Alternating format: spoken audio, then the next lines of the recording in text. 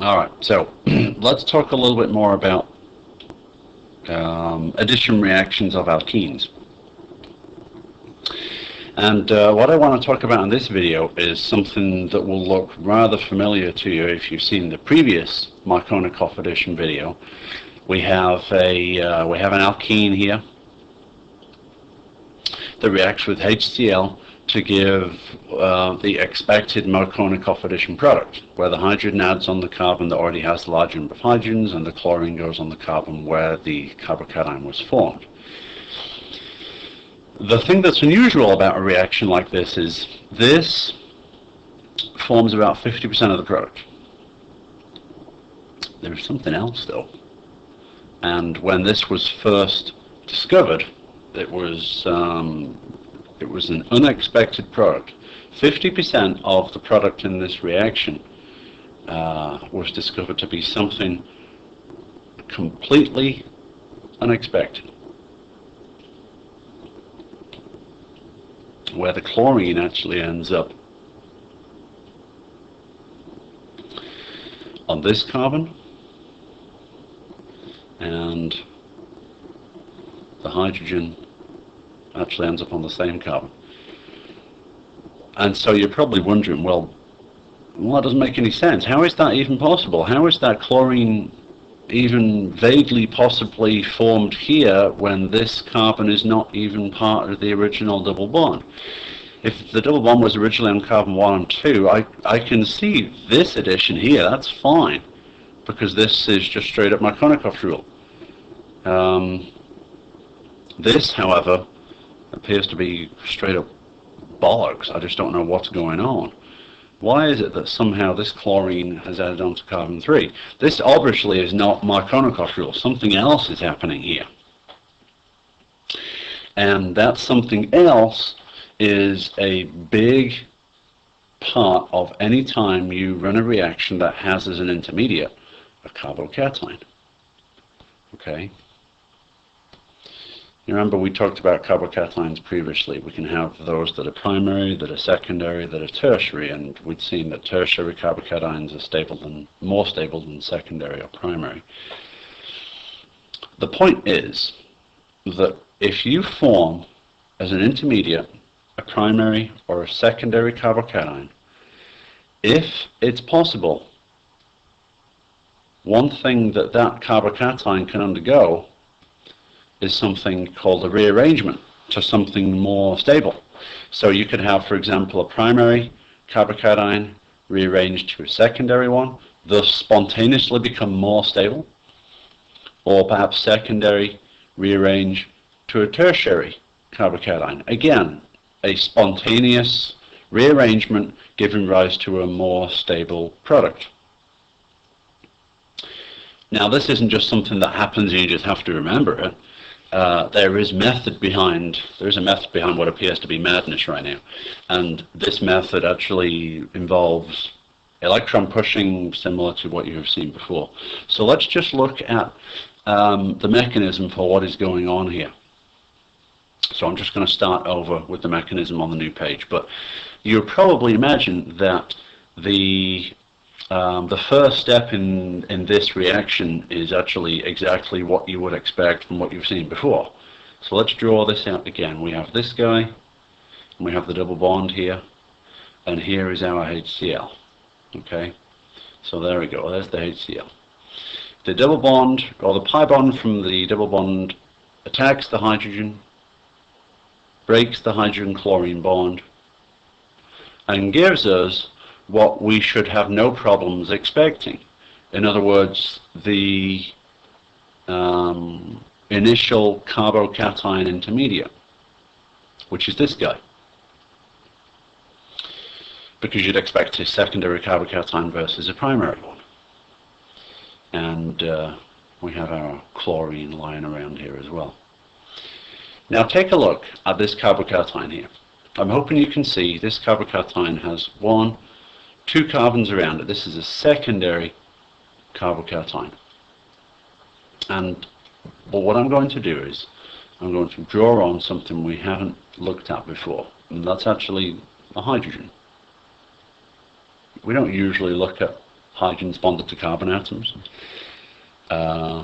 But something is going to happen here that's going to allow us to form something that's more stable. And this is actually a relatively unusual looking thing, where you go from something less stable to something more stable spontaneously. Because this happens spontaneously, like I said, because you form something more stable. So we have a secondary carbocation here. And the idea is that this hydrogen, or the electrons in this carbon-hydrogen bond, they will move, and this is something we haven't seen before. They will move, so I'm just going to show these moving with this green arrow. The electrons in this carbon-hydrogen bond, effectively moving the hydrogen atom, they move from this carbon here, which if we number our carbons here, that's 2, that's 3, that's 4. So we have 1, 2, 3. So essentially, the hydrogen moves from being on carbon number 3 to being on carbon number 2. And I'm just showing the bond moving to the plus charge. I really should be showing it to the carbon, but the plus charge is where the carbon's located. Now, let's just bear in mind and think about what that actually means. It's a sigma bond that's spontaneously migrating from one carbon to the adjacent one.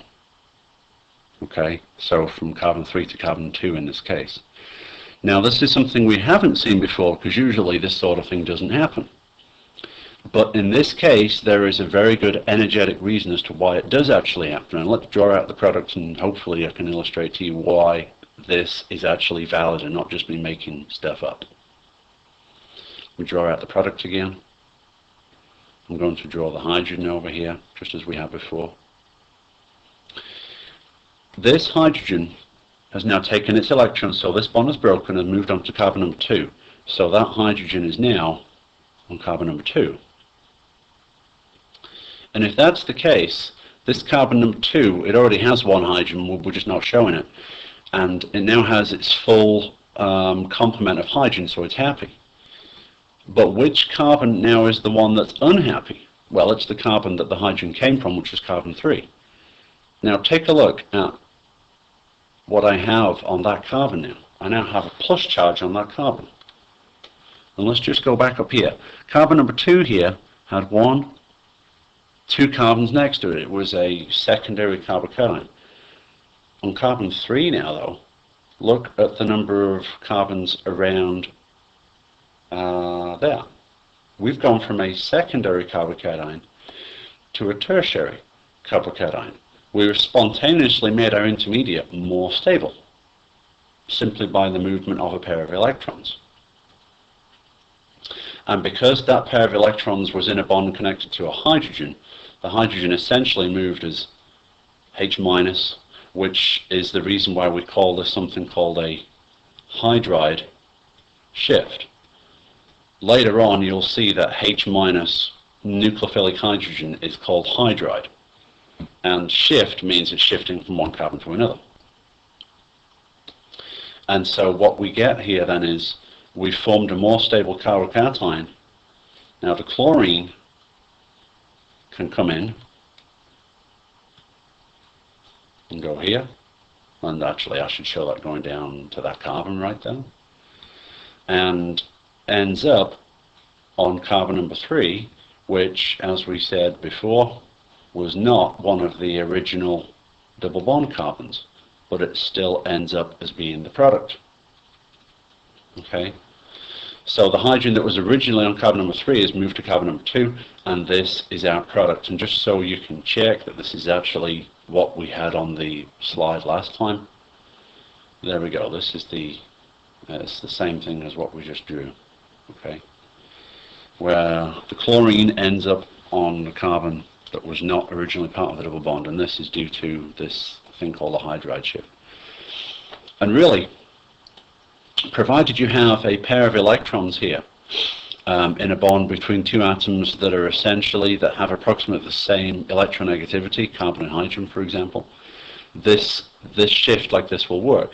And if it works between bonds that contain carbon and hydrogen, if you have similar electronegativities, the idea is it should also work if you have a carbon-carbon bond here as well. We can also see the same sort of thing for moving methyl groups, and this will be called a methyl shift. Okay, and these can also be called 1-2 shifts, and hopefully you can see why they're called 1-2 shifts, because we're moving from one carbon to another one, and those two carbons are adjacent to each other, so a 1-2 shift. Now let's look at an example where a methyl group actually moves.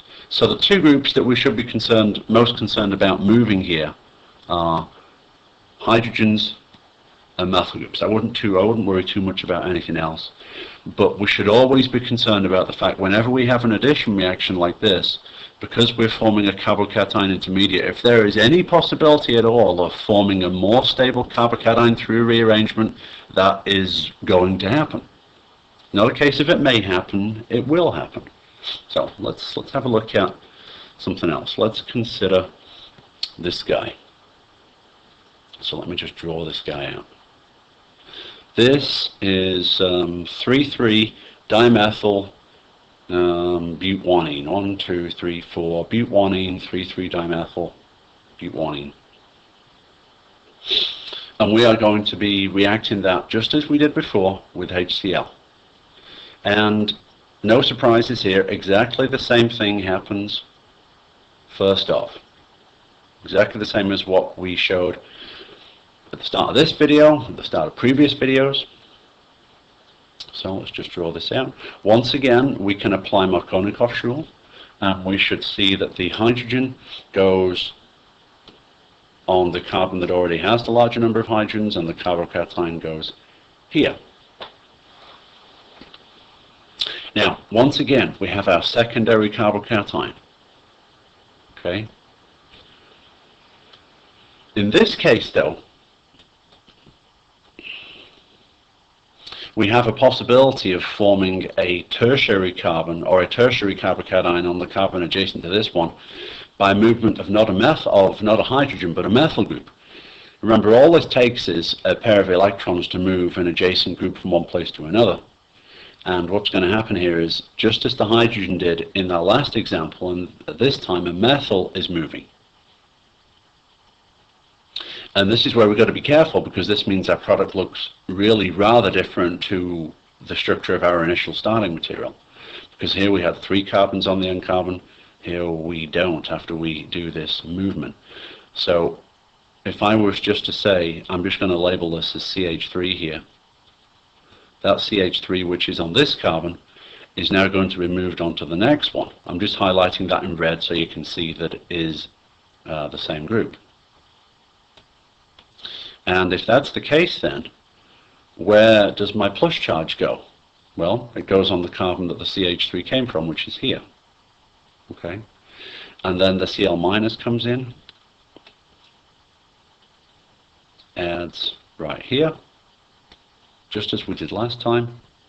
And so what we can end up with is, oh, hang on a minute, let me try that again. I kind of messed up.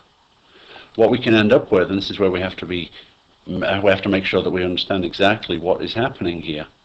We end up with a product that has a very different structure to what we had before.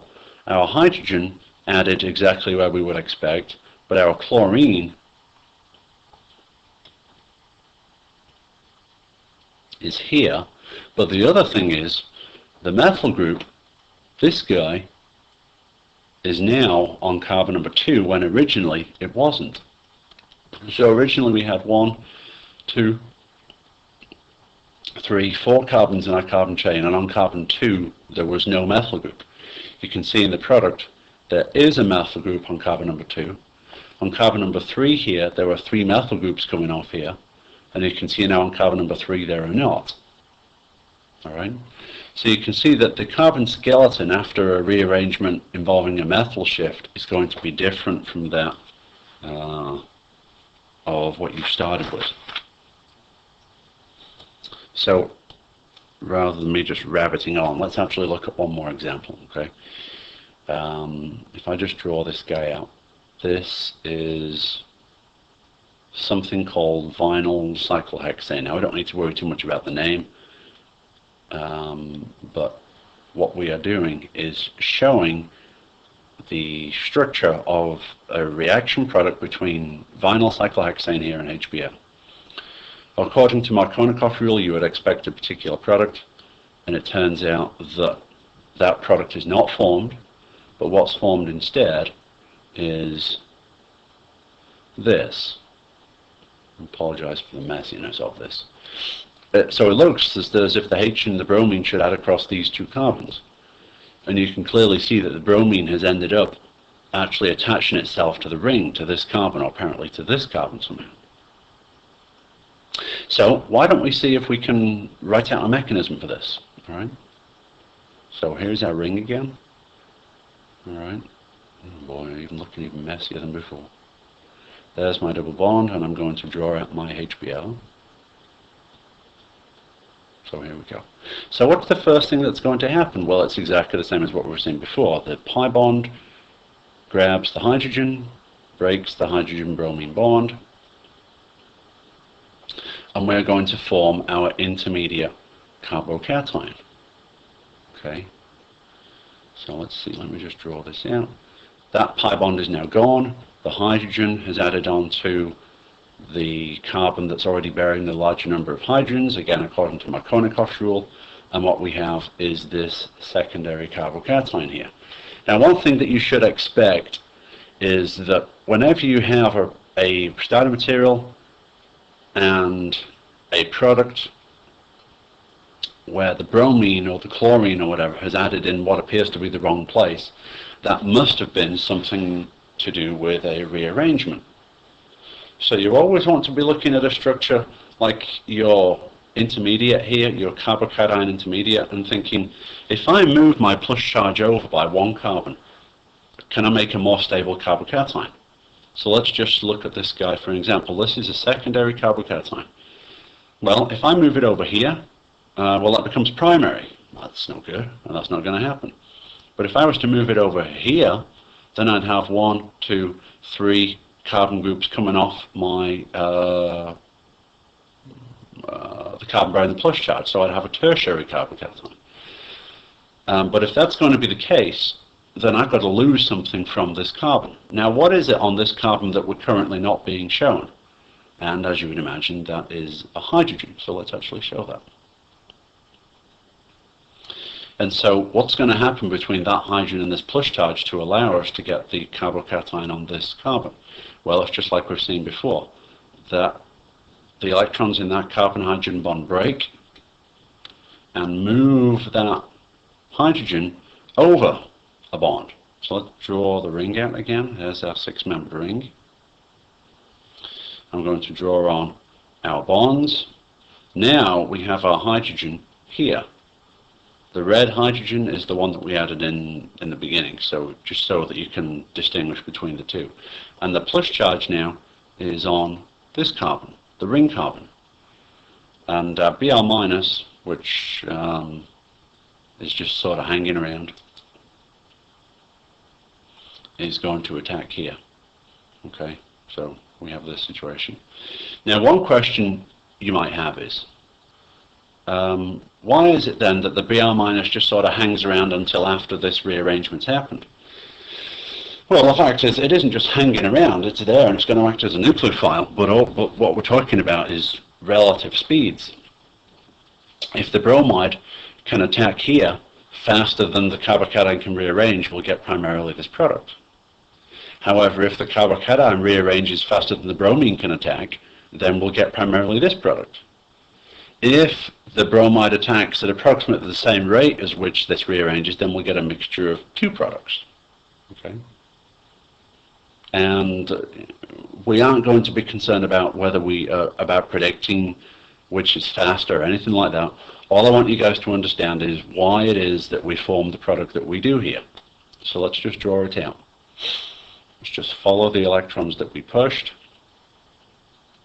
Oh boy, that bond looks kind of messy. Sorry. I'll put the hydrogen on there. Have this hydrogen here. And then we have the bromine coming down here. Okay. This product is the same one as here, and you can see that by, if I just delete the two hydrogens here. Remember, we don't usually show these hydrogens. What we have here and here are the same thing. So we've shown essentially an odd-looking product that is a result of a carbocation rearrangement. The overall point, once again, being that if a carbocation can rearrange to form a more stable carbocation, it will through either a hydride or a methyl shift.